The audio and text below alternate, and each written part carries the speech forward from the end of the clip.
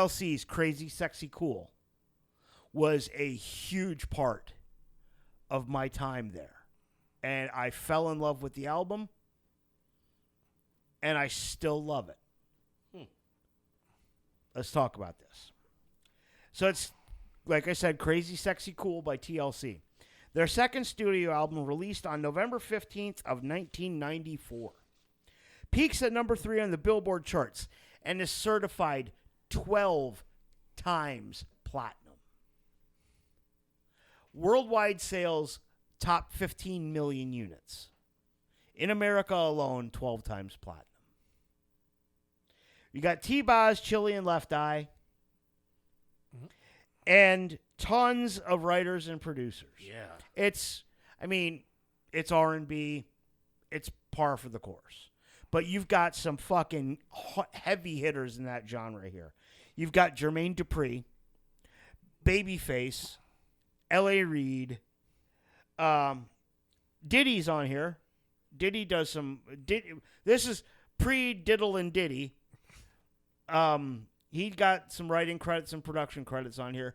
Busta Rhymes, Andre 3000. Prince. Well, they cover a Prince song on here. If I Was Your Girlfriend is a Prince song. I didn't know that. Yes. If I Was Your Girlfriend is a Prince song. It's off, I want to say it's off of Diamonds and Pearls. But I wouldn't swear to that. Yeah. Anyway. Opens with the interlude. You know my feeling on interludes. They're really not necessary. But it's a nice way to say hello to the girls. They introduce themselves. T-Boz, Chili, Left Eye. And we go into the first single off the record, Creep. What do you got, Jim? This is not in my wheelhouse at all. Okay.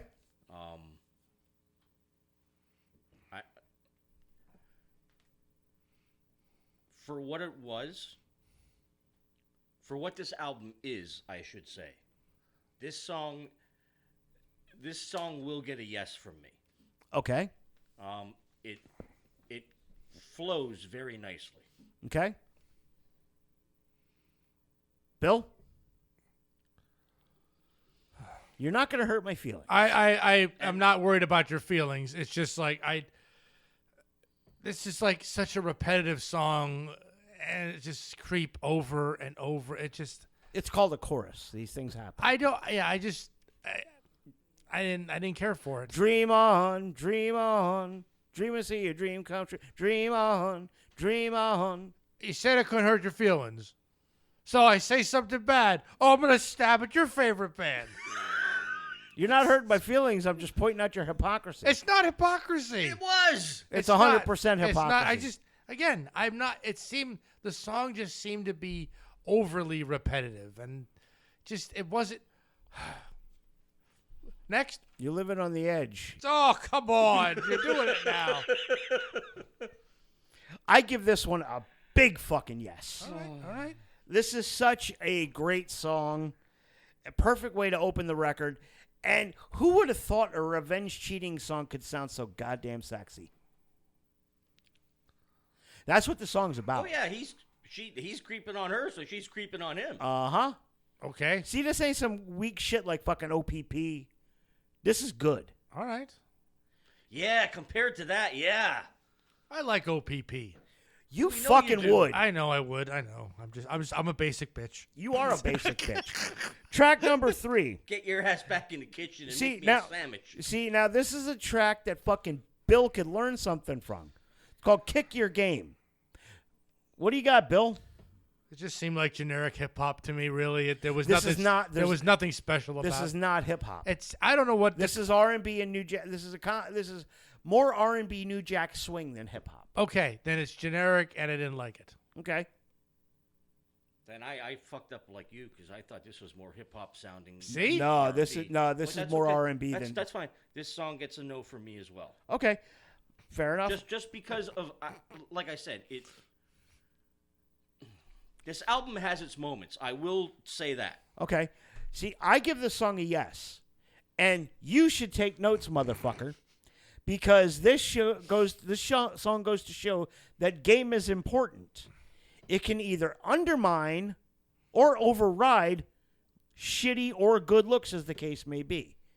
You ain't got no fucking game except for the fucking 600 on your wall. Huh?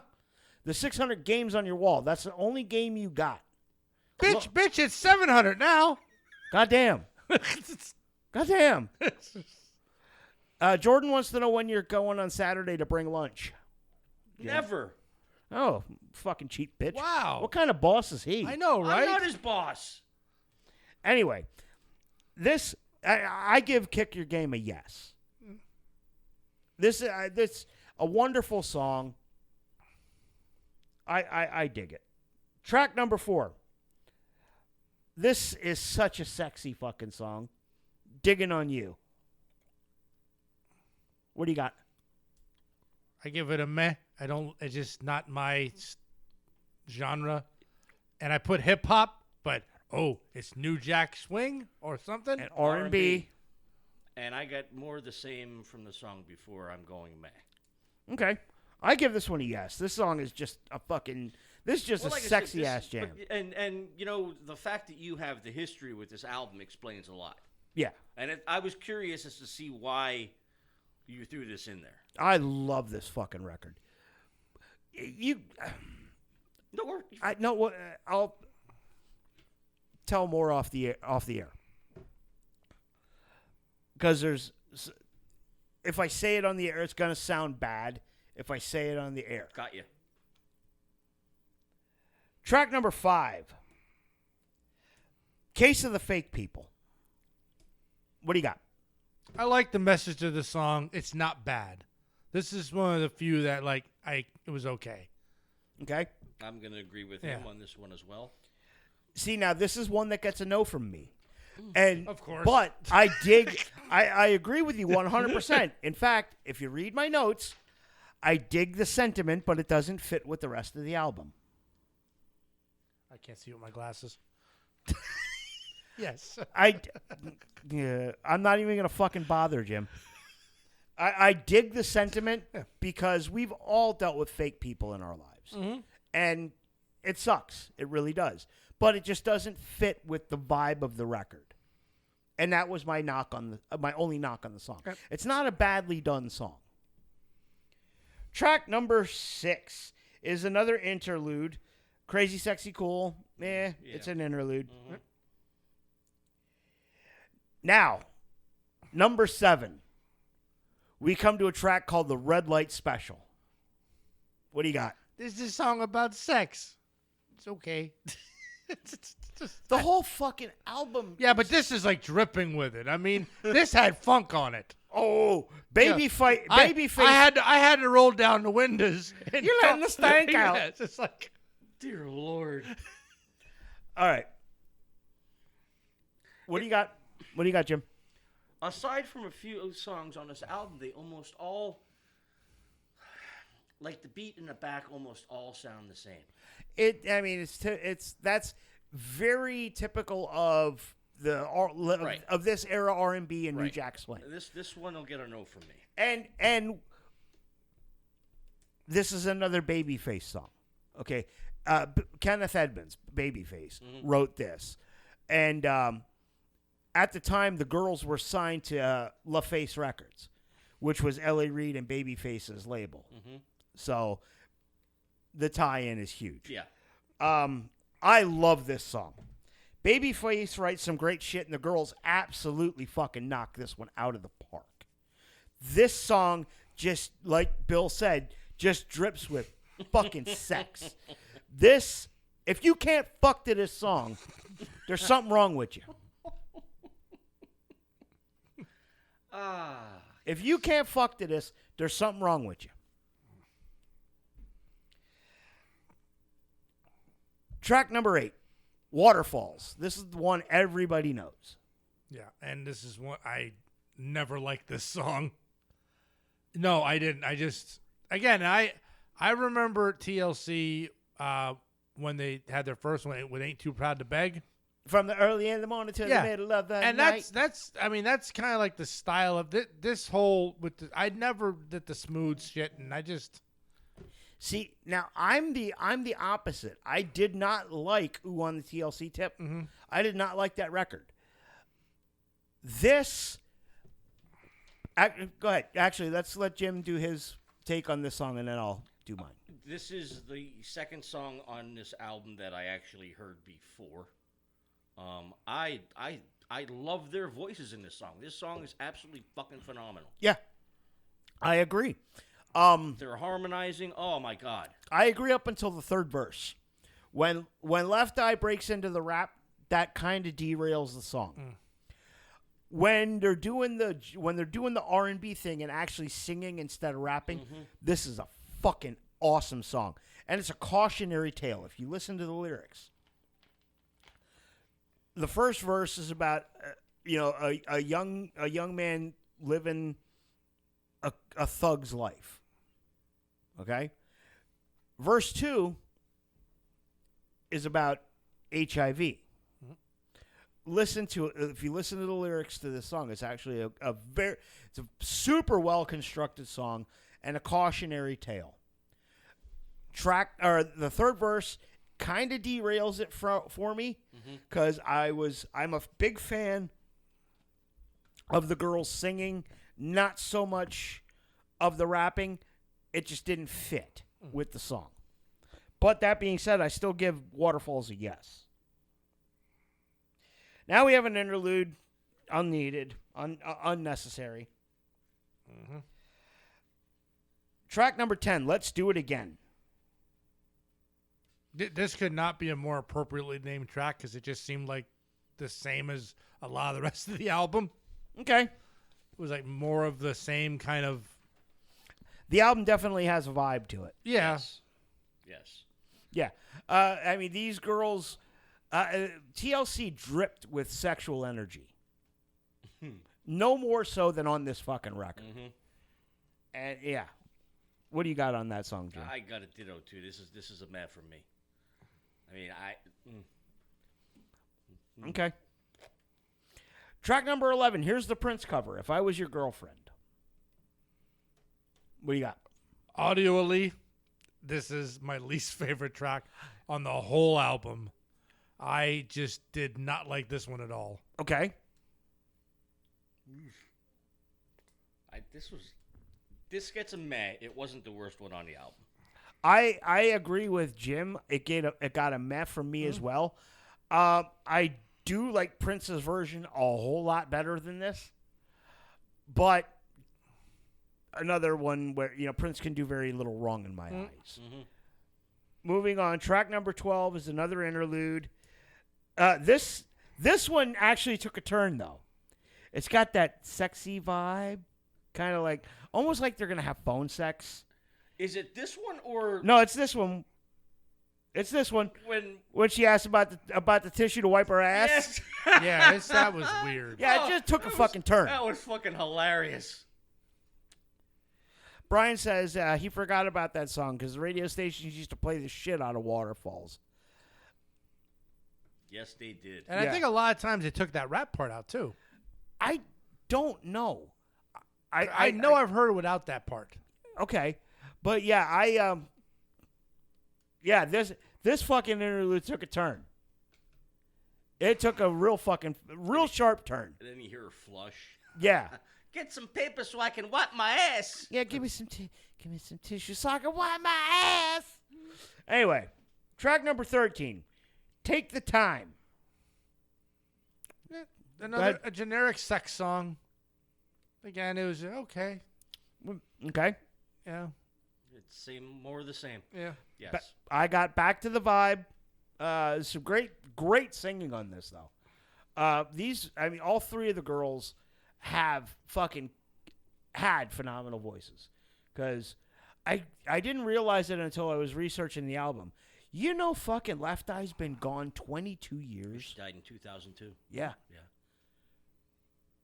Yep. And wasn't she the one that burned down Andre Rison's house? Allegedly. Well, they got into a fight and she put his shoes in the tub and lit them on fire. Yeah. And then the fire spread out the tub. Yeah. And then I think they got married not too long after that. Yeah. Well, Andre I Rison. mean, look, you can't see. Yeah, I mean, well, then again, Andre Rison, Andre Rison didn't get the memo. Don't stick your dick in crazy. but not only that. I mean, he was also He married it. He was also one of these ones that would fight on the football field constantly. yeah, So it wasn't fucking Bad Moon didn't fuck around. All right. Now, 14. Can I get a witness? Yeah, this is one interlude I like to talk because this wasn't so much an interlude as it was just a Busta Rhymes type track. Yes, it was. Which was actually very entertaining. I kind of enjoyed this one. Anytime you can hear from Busta Rhymes, Yeah. it's a good time. But a hype track at the end of the album. right. It's Yeah. like, But anytime you can hear from Busta Rhymes, it's Yeah. a good time. ooh-ha, check yourself. Fucking love Busta Rhymes. Me too. You know the only thing that was missing from this was a fucking CeeLo Green. Oh Lord. It was something from fucking CeeLo Green. That would have put it over the top. Yeah. All right. Track number 15. Switch. Yeah, now this one, as I'm listening to it, the sample they used was really familiar in my head. And it wouldn't go away until I figured out it was Mr. Big Stuff. Uh-huh. Finally figured it out. And the flow at the end was better. I said the flow. Yeah. The flow.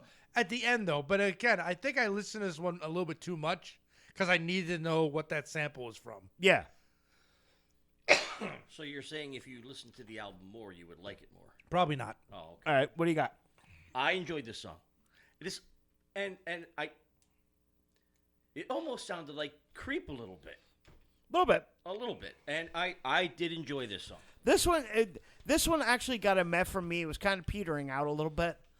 I would have buried this one closer to the middle of the record, but it's not a terrible song. And we end with a song called Something Wicked This Way Comes with a guest appearance by Andre 3000 of Outkast. Yeah, this is another really, I don't know, weird one. I couldn't. It seemed like was two songs smashed together again. Yeah. And it didn't. For me, it just didn't work.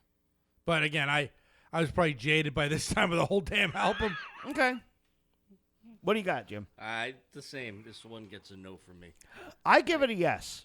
I thought this was a good way to end the record. I'm a big fan of Outkast. I'm a big fan of Andre 3000.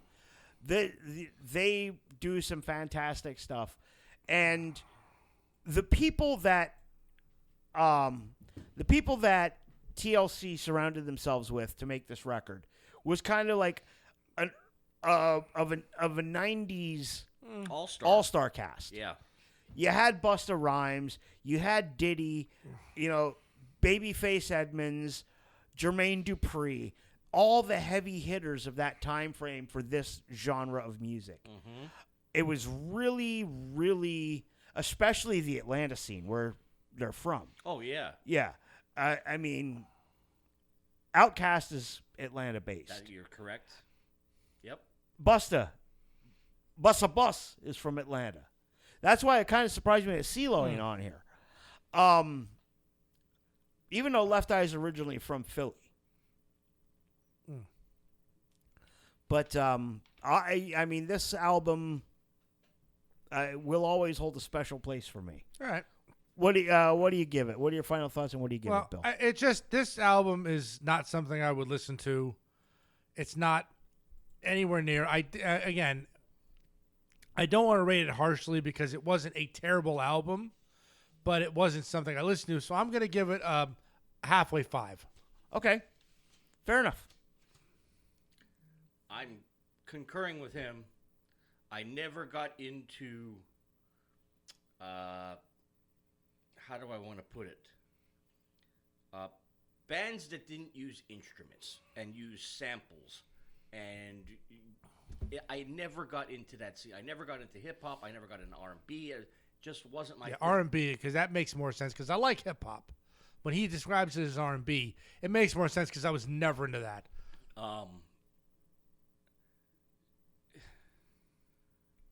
The songs that were good were really, really good, and that's saying, like I said, totally out of my, out of my wheelhouse. Yeah. I'm because of when it was, because of what it, and that's another thing. You know, you had all these, like you said, you had an all-star cast. The album has to be fucking. I mean, for an R&B record to win that many awards and sell that many albums, because you have a team like that, is it mainly about the team or is it mainly about the girls? It's a combination of both. Okay. It really is a combination of both. LaFace Records, Kenneth Babyface Edmonds and L.A. Reid were a monster production team of this genre and this time in music. Mm-hmm. Everything they touched at this time turned to fucking gold. But yeah, well, you give it a 5? 5. Okay. Now, my notes on this. As I said, this album was a huge part of the soundtrack to my life Mm-hmm. in the Army, in Panama at this particular juncture of my life. And for that reason, it will always hold a special place in my heart. This is proof that man cannot live by metal alone. Mm-hmm.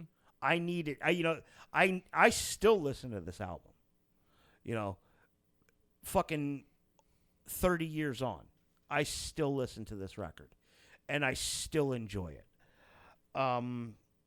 It's a great album to get your freak on to. If you can't get your fuck on to this record, there's something wrong with you. I mean, it's just dripping with raw sexual energy. From the production to the music to the vocals, everything on this album just screams sexy. I wasn't a huge fan of Ooh on the TLC Tip, their debut. I wasn't a huge fan of that. Except Ain't Too Proud to Beg's that's a fun fucking song. Yeah. 2 inches or a yard rock harder if it's sagging. I Ain't Too Proud to Beg. I love this record. I love the New Jack Swing stuff. I love R&B. I love good R&B. There's shitty R&B, and then there's stuff like this. I fucking love this album, and it's gonna stay in my rotation forever. I give it an 8. Okay.